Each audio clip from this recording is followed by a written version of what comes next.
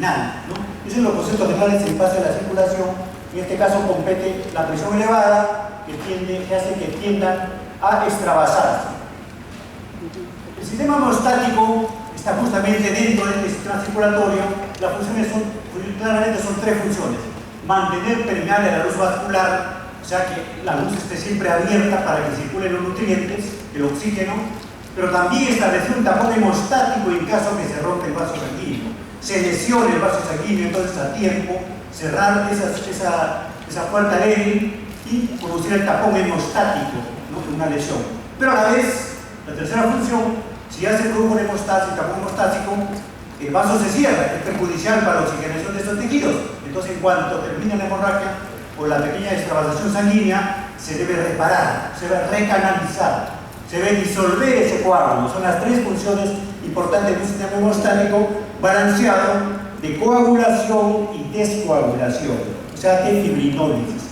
Coagulación, formación de fibrina, y descoagulación es la lisis de la fibrina. O sea, a la vez todos los organismos están en forma simétrica y paralela, se están presentando en todo momento las dos funciones simultáneas, pero mantienen el equilibrio y la sangre sigue circulando y se mantiene un equilibrio homeostático, ¿no? Las tres funciones están activas en todo momento. O sea, actualmente todos ustedes están coagulando y están descoagulando, están lisando fibrina. La homeostasia se clasifica según el grado, según la lesión, la extensión de la lesión. Podemos hablar de homeostasia primaria, secundaria y la terciaria, es el proceso de la fibrinólisis. El primer elemento importante que reacciona ante la hemostasia, ante el problema de la afectación sanguínea, es la vasoconstricción. Ante la ligera lesión de un vaso, lo primero que ocurre es la vasoconstricción. Es la primera respuesta, ¿no? A nivel de los capilares pequeños, ¿no? Luego de esto, si la lesión es mayor, ya aparece lo que ya conocemos como hemostasia primaria. Hemostasia primaria se refiere justamente a la acción principal de estos organismos, de estas células llamadas plaquetas. Entonces, las plaquetas están involucradas en la hemostasia primaria, que básicamente consiste en la formación de la adherencia plaquetaria y el taponamiento de un pequeño tapón plaquetario. No le llamamos coágulo, sino en este caso no es un coágulo realmente como un coágulo que usted conoce macroscópicamente, sino que es un taponcito en las lesiones sanguíneas, en las lesiones de los vasos. Esa es la hemostasia primaria, ¿no? Principalmente llevada a cabo por la adhesión de las plaquetas al lugar de la lesión y la aglomeración formando el tapón plaquetario. En cambio, ya cuando la cosa es mayor, cuando la cosa es un poquito más avanzada, más seria, entran en juego los elementos plasmáticos, las sustancias que están en el plasma, conocidas como factores de la coagulación, ¿no?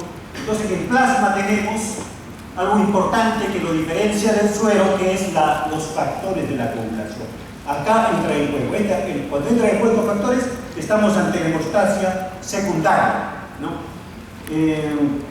Bueno, y ya para recordar que ante una lesión ligera se responde con una vasoconstricción, una leve lesión del vaso sanguíneo, vasoconstricción. Si es ligeramente las pequeñas arterias y capilares pequeños, se responde con el tapón plaquetario, pero si la cosa es un poquito mayor, viene el sistema de coagulación. Pero si ya las lesiones son en vasos sanguíneos grandes, mayores, definitivamente no hay nada que lo salve, tiene que ser ligado. O sea, eso ya no informa de que el organismo no tiene defensas contra la lesión de un vaso mayor, o sea, ligado con sutura. Tenemos la hemostasia primaria, que dijimos, la secundaria y la terciaria. La terciaria se refiere básicamente a lo contrario, o sea, a la disolución del coágulo de fibrina, a la liberación, a la permeabilización nuevamente del vaso sanguíneo tapado, y esto depende justamente de la liberación del plaminógeno. En la hemostasia primaria, vemos aquí que dijimos el tapón plaquetario, depende de qué. La hemostasia primaria depende de dos cosas: el número de plaquetas, que ustedes deben conocerlo, 150.000 a 450.000 por milímetro cúbico. Plaquetas bajas significa riesgo en la hemostasia primaria. Pero no solo el número de plaquetas, puede ser que las plaquetas no estén tan bajas o estén normales. Quizá el problema sea en la calidad de las plaquetas, en la función plaquetaria alterada. Una persona puede estar con plaquetas normales de 180.000, ¿no? Pero puede tener una función alterada. Esa plaqueta puede estar anormales en forma adquirida o anormales por de nacimiento. Entonces, el paciente con plaquetas normales en número puede tener problemas de plaquetas y problemas con hemostasia primaria, ¿no? La hemostasia secundaria se debe a los factores, o sea, a la presencia de los factores de la coagulación y a la formación de la fibrina, y que también la fibrina se estabilice, ¿no? Se forma y se estabiliza, como veremos después. La erismola terciaria es lo contrario, es la lisis del coágulo a través de la activación del plasminógeno. Acuérdense, el plasminógeno se activa para formar ¿qué? Plasmina. En cambio, lo contrario es el fibrinógeno que se activa para formar fibrina, coágulo. ¿No? En cambio, la plasmina es la sustancia que va a romper a la fibrina. Como se verá después en el recuerdo.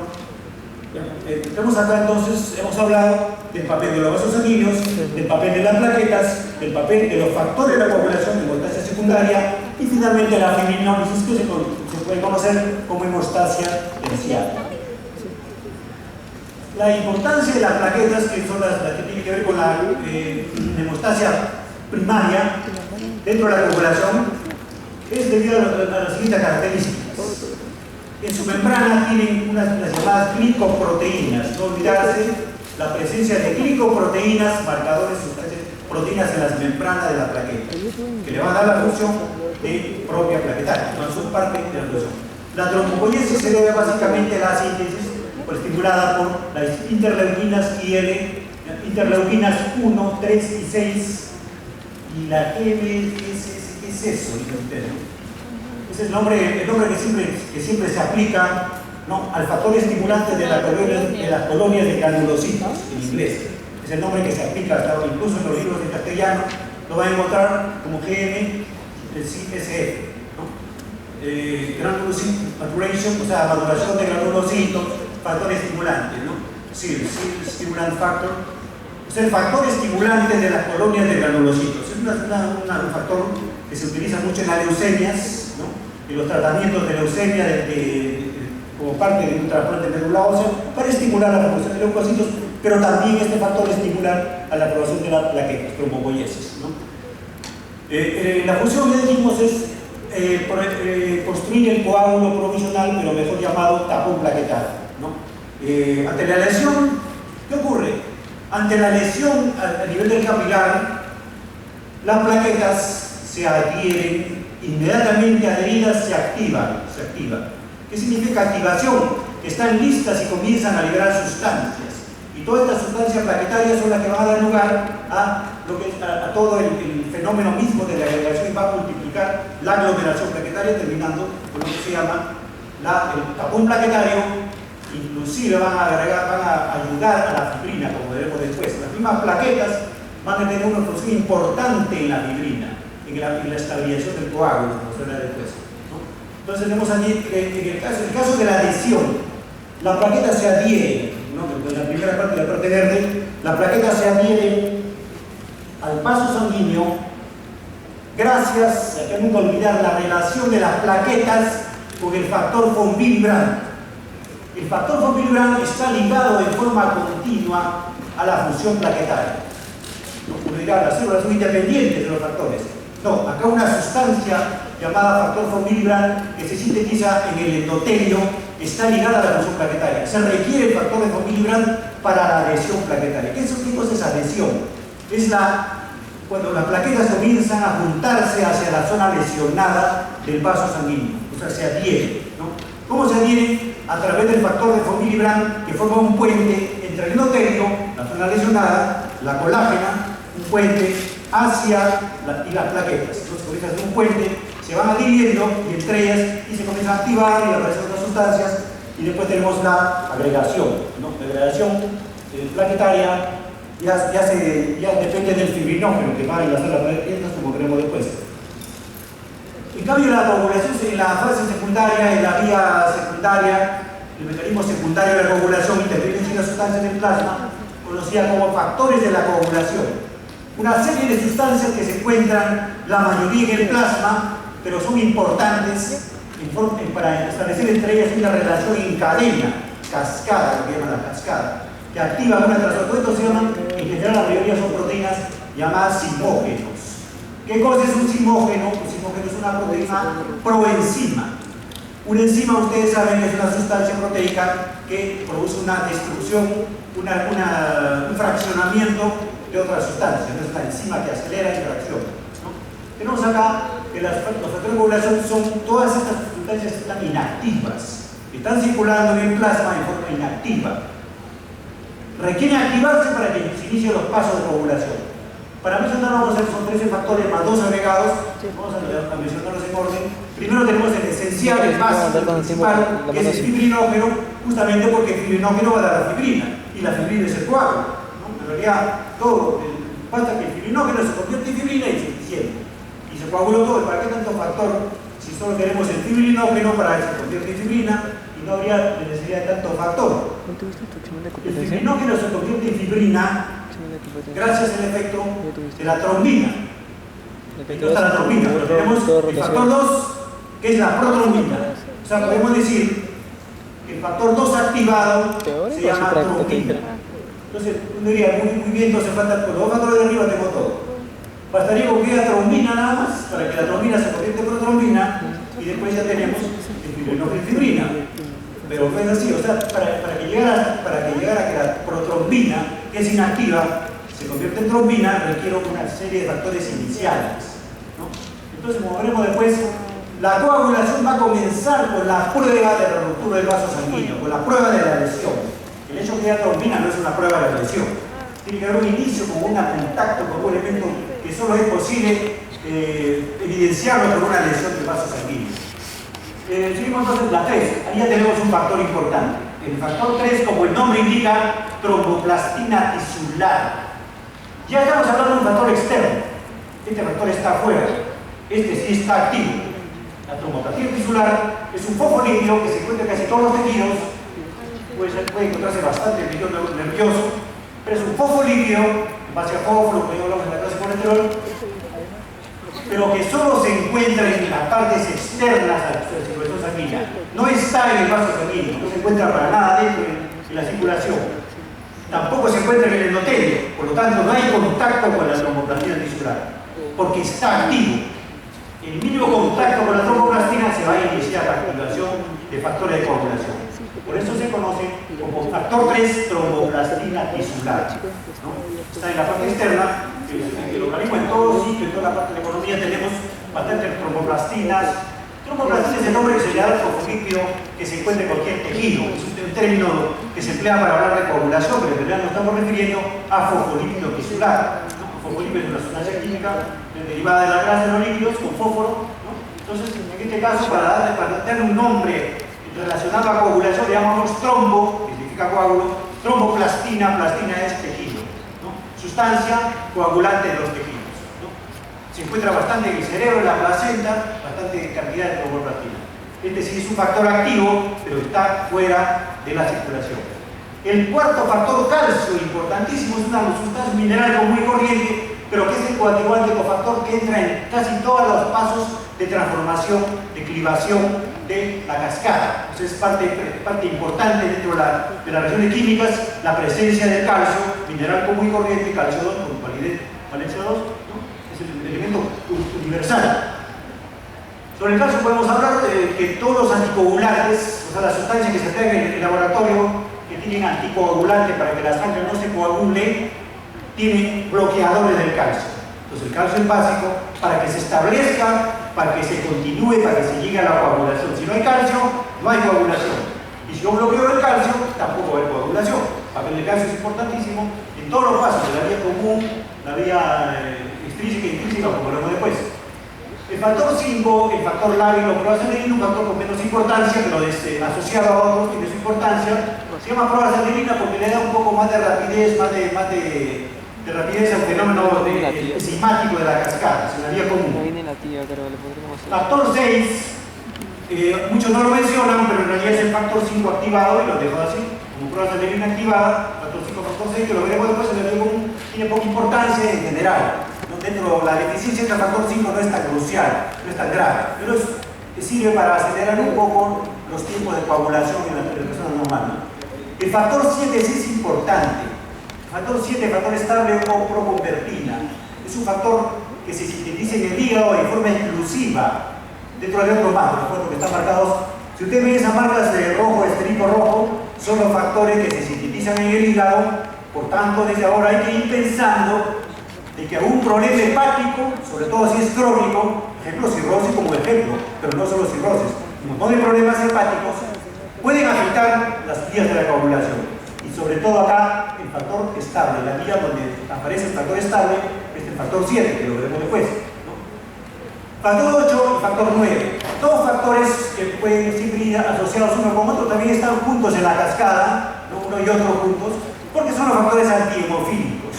La deficiencia del factor 8 se conoce como una enfermedad hereditaria llamada hemofilia A, y la deficiencia del factor 9, hemofilia B. Toman parte de la cascada de la población, que veremos después.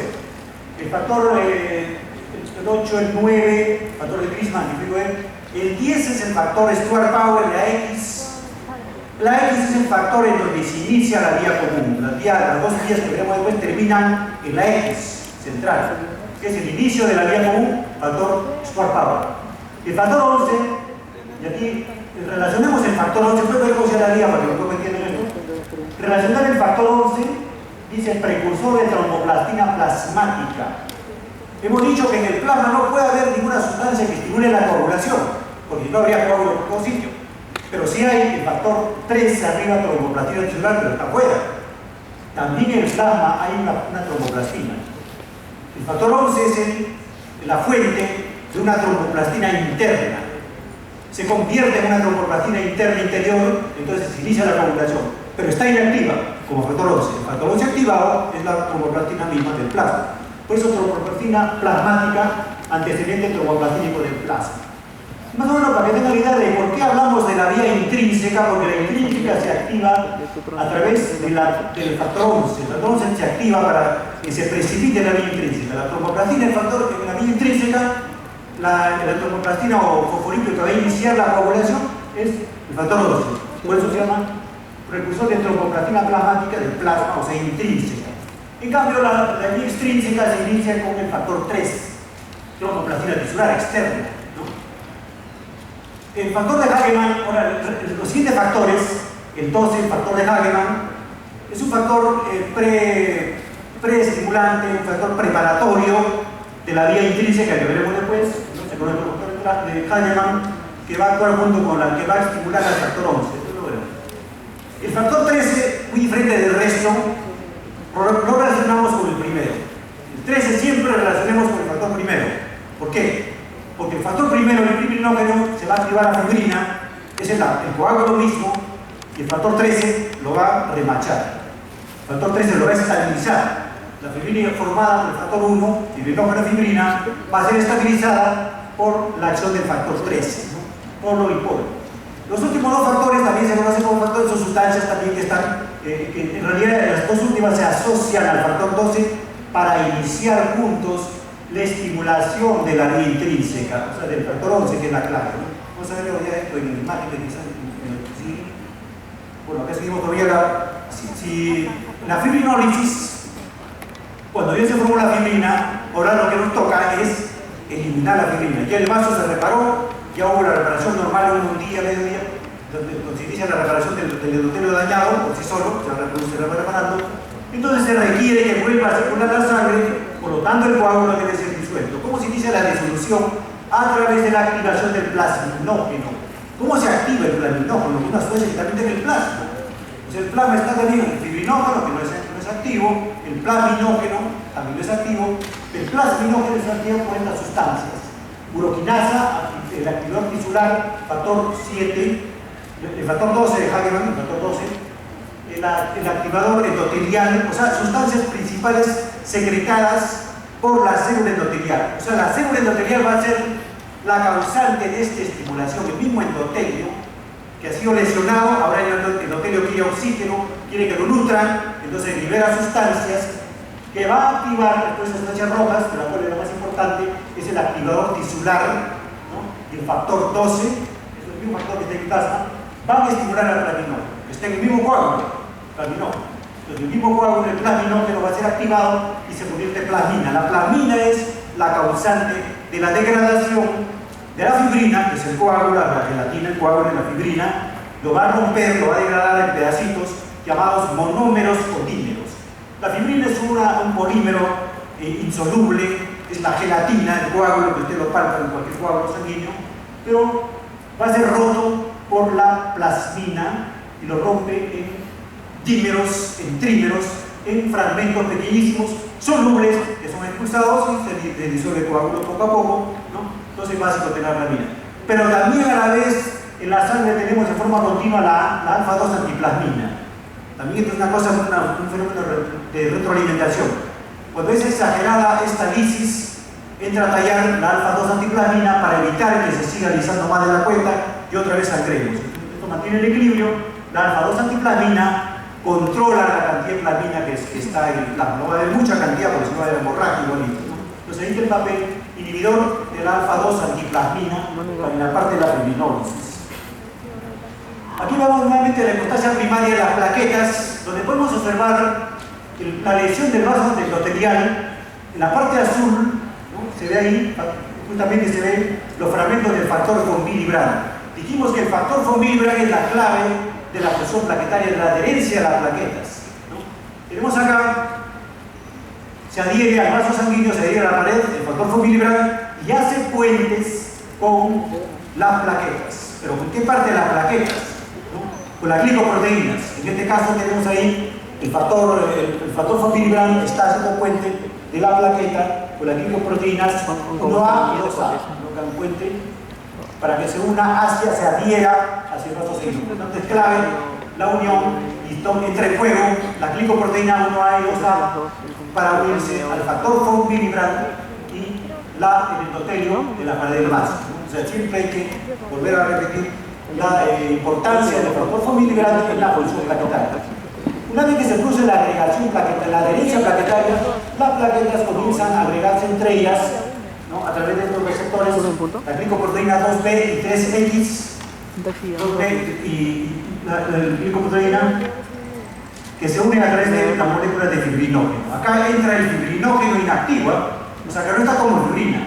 El fibrinógeno como sustancia sirve a que las plaquetas. Entonces acá 2B y 3A, el fibrinógeno, esta cosita que está de 3, ¿no? Son fibrinógenos que une a las plaquetas y tenemos entonces la agregación plaquetaria. Acá solo estamos mencionando lo que se llama la adhesión y la agregación. Aquí falta potencializar todo con la liberación, la secreción de sustancias plaquetarias. La plaqueta una vez que se adhiere, se activa y va a liberar una serie de sustancias, como veremos acá. Parte de la activación plaquetaria, una vez que se adhiere, la plaqueta cambia de forma y se activa. Al activarse libera una gran cantidad de sustancias, diferentes sustancias. Ustedes ven que está de moda lo que se llama el plasma rico en plaquetas. ¿Por qué lo utilizarán? Porque libera bastantes sustancias. Una de las sustancias importantes de las plaquetas es el factor de crecimiento, de renovación. Son tejidos, se emplea para recuperación de varios tejidos dañados, se emplea en infartos, se emplea en lesiones osteomusculares, neurológicas, se emplea las plaquetas, el plasma rico en plaquetas es una serie de procesos médicos debido a la sustancia que libera, pero básicamente debido al factor de crecimiento plaquetario. Pero para nosotros lo que nos interesa son los factores coagulantes. Acá tenemos el PDGF, factor de crecimiento, pero acá tenemos la trombopotina, ¿no? Sustancia proteína que da lugar a una especie de contractibilidad, el ADP, estimulante de la agregación, ¿no? Toda esta sustancia factor 5 activado, tromboxano, el mismo fibrinógeno. Todas esas sustancias potencializan la agregación plaquetaria, terminan en agregar la plaqueta. La plaqueta se agrega por el fibrinógeno, pero se potencializa en base a todas las sustancias liberadas por las plaquetas, de las cuales están mencionadas, sobre todo lo que se llama el trombostano y la fibrina, la fibrinocetina. La heparinasa es una sustancia que también se sintetiza, que hace lo contrario de la función coagulante de la heparina. Para recordar otra vez, hematológicamente son células que no tienen núcleo, tienen gránulos múltiples, microscópicamente se puede encontrar que tienen una serie de gránulos múltiples, ¿no? Y en la síntesis ya dijimos que se controla por la interleucina 6 y la interleucina 3, ¿no? Y la trombopoietina, es la estimulante de la formación plaquetaria. Son discos cóncavos que circulan unidos unos con otros, pero ante el estímulo que cambian de forma. Se vuelven un poco ovalados, estrellados, ante el estímulo mismo de la activación, ¿no? Y desarrollan los terceros receptores para la de coagulación. Bueno, este es un video, pero no se ve acá. Básicamente la parte inferior y la parte lesionada, la plaqueta van avanzando y se van quedando, y las que se van quedando van activando, se van atrayendo más y más plaquetas hasta que se forma un tapón plaquetario. O sea, un tapón plaquetario donde no tiene que nada que ver por ahora la fibrina. Sí tiene que ver el fibrinógeno, ya dijimos que el fibrinógeno sí tiene que ver, el fibrinógeno, recuerden que es forma parte de la aglomeración o agregación plaquetaria. Para evaluar la función plaquetaria, estamos nuevamente en la vía primaria, en la coagulación primaria, ¿no? Hemostasia primaria, tenemos 4 formas diferentes de laboratorio de evaluar. Uno es el tiempo de sangría, un método de laboratorio muy simple. Segundo es el recuento de plaquetas, el número de plaquetas, pues la plaqueta sea por un milímetro cúbico. Tercero, la retracción del coágulo, es una forma de evaluar las plaquetas, la retracción del coágulo, como lo veremos después. Y los estudios de agregación plaquetaria, o sea, estudios ya un poco más dirigidos para ver la agregación función plaquetaria. O sea, los últimos nos hablan más sobre la función y lo primero sobre el número, ¿no? Hay un tema que es la disfunción plaquetaria. La plaqueta puede estar normal en número, como dijimos, pero puede estar funcionando mal, ¿no? Es una causa común de sangrado por glucosas, ¿no? Es un estado generalmente no tan grave, pero sí puede ser un problema de eficiencia, ¿no? Se sospecha, es un diagnóstico que se sospecha por exclusión. El paciente tiene sangrado, tiene historia de sangrado, ¿no? Pero se hace la prueba si no encontramos las plaquetas están normales. Entonces, ¿por qué tendrá sangrado? Le hacemos test de coagulación, tiempo de protrombina, tiempo de TTP, y sus factores están más o menos normales. Entonces, ¿qué estará pasando? Si tiene plaquetas normales, tiene buena coagulación, no vaya a ser que las plaquetas tengan un problema de función plaquetaria, tenga una función alterada, función anormal, ¿no? Estamos a frecuente de sangrado de bypass. El tiempo de sangría, una prueba muy simple que ustedes lo han visto en el laboratorio con frecuencia, consiste en hincar la oreja en una lanceta estandarizada. Es una prueba, por lo tanto, bioensayo, es un bioensayo biológico, o sea, con el paciente mismo. Por eso se llama bioensayo, porque está junto a la cabecera del paciente. En el momento del paciente lo hace, se llama bioensayo. Confiable. Es confiable este método, porque si yo quiero operar a un paciente, quiero cortarle el abdomen con un bisturí, mejor le corto un poquito antes a ver si está afectado. Es una prueba confiable, o sea, una prueba que si yo lo repito siempre, uno que otro paciente, tengo una idea general de la coagulación, de la sangría, de que si va a sangrar mucho, me evalúa entonces, justamente ya estamos hablando de la plaqueta, me evalúa de alguna manera a las plaquetas, ya sea en número o en función, porque la paciente está mal de las plaquetas, va a sangrar, no se va a formar el tapón plaquetario. Entonces es una prueba confiable y bioensayo. Pero el problema es que es difícil de estabilizar, difícil de decir, aquí la prueba se hace exactamente así y dura exactamente así. Cada laboratorio, cada tiene la costumbre, cada sitio, cada hospital puede tener sus patrones normales, pero una vez que lo tiene, la repetición de la prueba va a ser casi igual, lo mismo. Si a todo mi paciente me da 1, 2, 3 minutos, por ahí que me dé un paciente con 6 minutos, ya debo sospechar que le pasa. Es una prueba confiable, pero requiere estandarizar, porque es invariable, es una prueba manual, entonces no está bien estandarizada, ¿no? Sin embargo es confiable. Pero por sí solo también es una medida reproducible, una prueba también importante, porque es reproducible. No se deja de laboratorio, una prueba muy simple y no se puede dejar de laboratorio como una prueba también de control de calidad, ¿no? Le podemos hacer un recuento de plaquetas, le podemos hacer una gregometría plaquetaria a un paciente, pero ¿qué nos cuesta hacer una sangría como control de calidad que estamos ante la misma persona o esa falla, ¿no? Entonces es una medida mejor reproducible en la función plaquetaria. O sea, una función alterada de las plaquetas, por más que esté viendo el número, no va a sangrar más de la cuenta. Tiene 200.000 plaquetas, normal, pero va a estar sangrando más, ¿cómo se? Sangra más de la cuenta. Y esto es plaqueta, lo dice plaqueta. Entonces, algo le pasa a la plaqueta. Medida mejor reproducible de la función plaquetaria, ¿no? Esta prueba simple de laboratorio estandarizada, pero tenemos acá el método, es muy simple, se agarra el oído, con una lanceta estándar se hinca el oído, ¿no? Y se pone un cronómetro y con un papel secante se comienza a secar cada 30 segundos hasta que solo ya no coja nada de sangre color rojo, ya no hay nada porque ya coaguló. Entonces ese tiempo dura más o menos, máximo, hasta 5 minutos. O sea, puede ser de 2 a 5, de 1 a 5 minutos, dice 3, 2 a 5 minutos, pero ya hay gente que coagula rápido, ¿no? De 1 a 5 minutos tenemos ya la coagulación hecha. Lo importante es el borde superior. O sea, no me pasa de los 5 minutos. En todas las personas generalmente no pasa de los 5 minutos. Si yo tengo una vez 7, en 10 minutos ya está pasando la cuenta. Algo le pasa a su plaqueta. No solo números, sino calidad. Tenemos ahí la imagen de la lanceta que se clava y se produce la lesión estándar, se produce el sangrado, los vasos sanguíneos y vamos a medir ese tiempo. Lo que está en la izquierda amarillo es una lanceta automática de retráctil.